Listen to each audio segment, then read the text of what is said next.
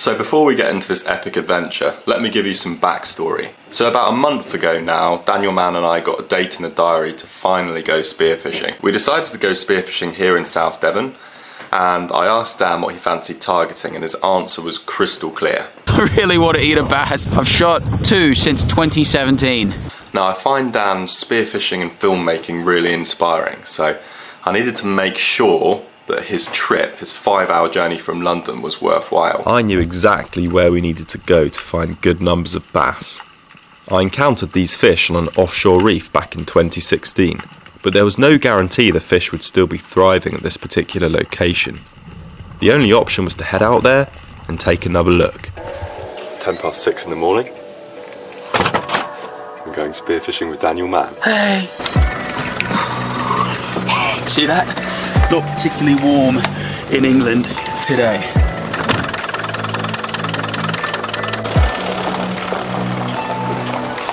We're here. We have run.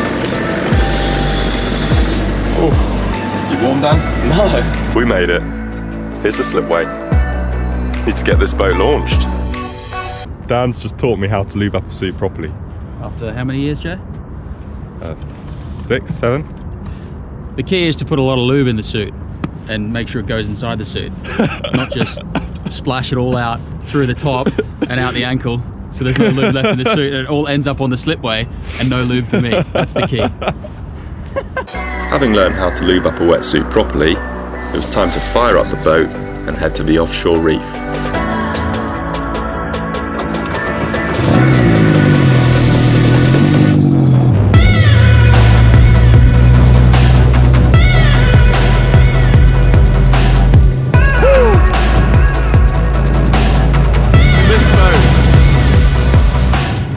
It was a really misty start, but halfway to the reef, the view cleared, and we came across an incredible spectacle.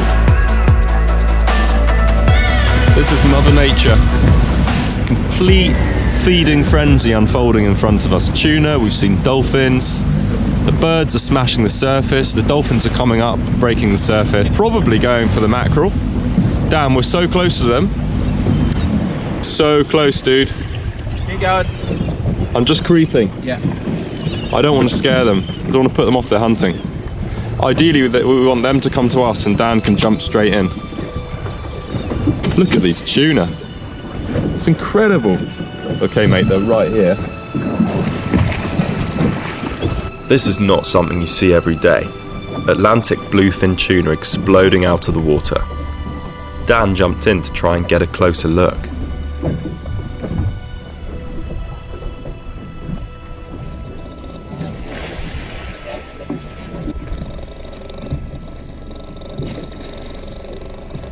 I cannot believe I've just seen my first tuna. Tail scything through the water. I don't know if I got it on camera, they were right next to the boat. I put the camera in the water. Who knows? Fingers crossed I might have filmed a tuna.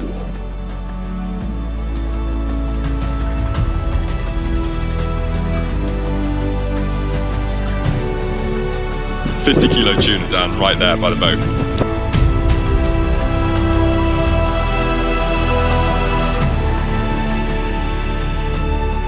Already buzzing from our meeting with the tuna, we pushed on to the offshore reef, where our day was about to get even more spectacular.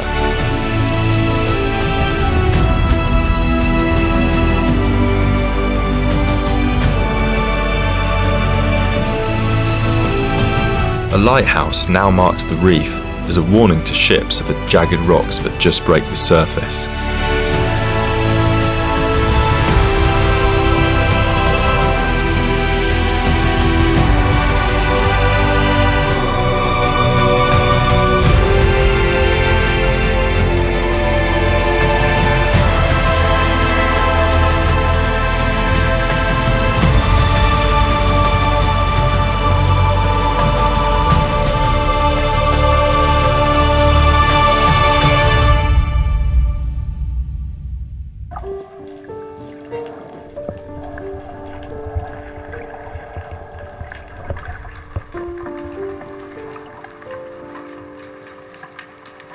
To my amazement, there were even more fish on the reef than I had seen 3 years previously. I followed Dan down with a camera, and we were both completely awestruck by the numbers of fish.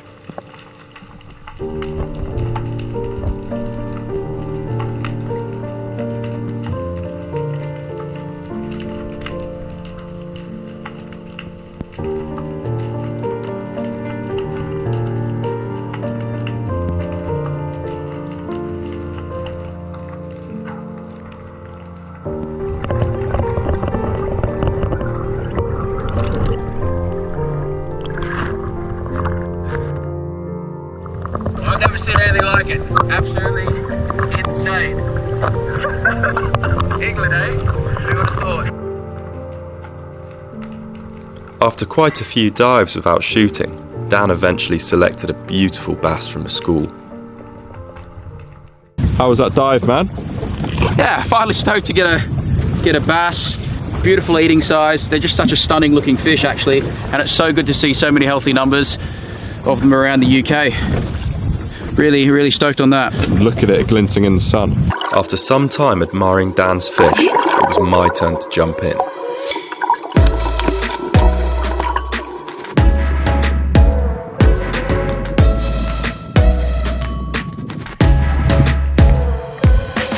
I thinned down to 15 metres and the fish bombed in from nowhere.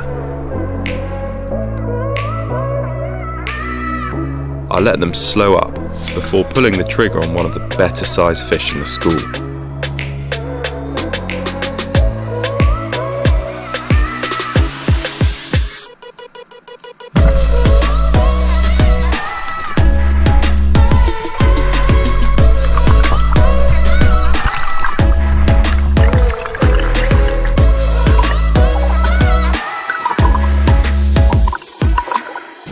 This is perfect. This is what we need. A nice fish that will feed the family over the next week or so. It's a lovely fish, mate. Time for some black bream, eh? That's the bass done for the day. Yeah.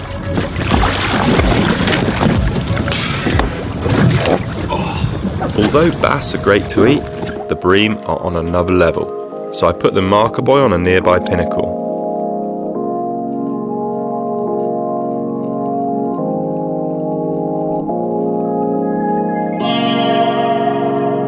I didn't think I stood a chance of catching this bream here, but curiosity just got the better of this fish. Unfortunately for him, I managed to catch a glimpse of him through the kelp.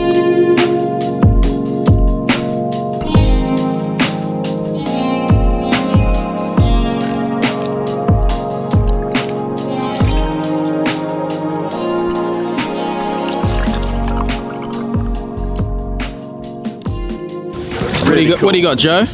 Oh well, I went down into the gloomy kelp. There's one of these quite tall boulders, and quite a long way off, I guess about 10 metres away, this guy was just sitting there. I could just see him sitting. So I just pushed off this boulder and tried to glide towards him down in the kelp. Yeah. And he came towards me a bit. And your 80, that gun, I didn't really trust it with the range, but easy. Really happy to have this in the boat. It's a lovely gold colour. And thanks to Dan for lending me his gun to shoot that. With Dan's little 80, picked this one up beautifully. Look at the colours on that. Yeah. Nice tight shot on that. Oh yeah. And that's enough for me and the good lady to enjoy. Before the light started to fade, Dan and I decided to see if we could find the bass one last time, to shoot them with the cameras.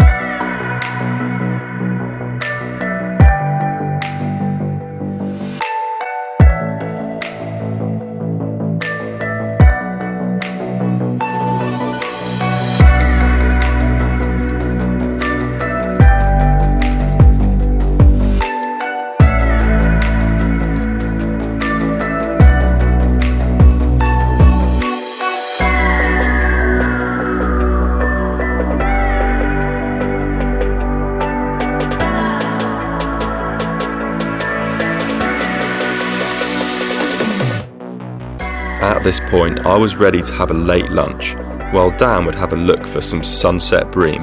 He was certainly making the most of his adventure out here. Dan had some incredible fish as the light faded, so make sure to check out his video on Mann if you haven't already. Haha! UK record, Carl? Maybe. Maybe. I think so.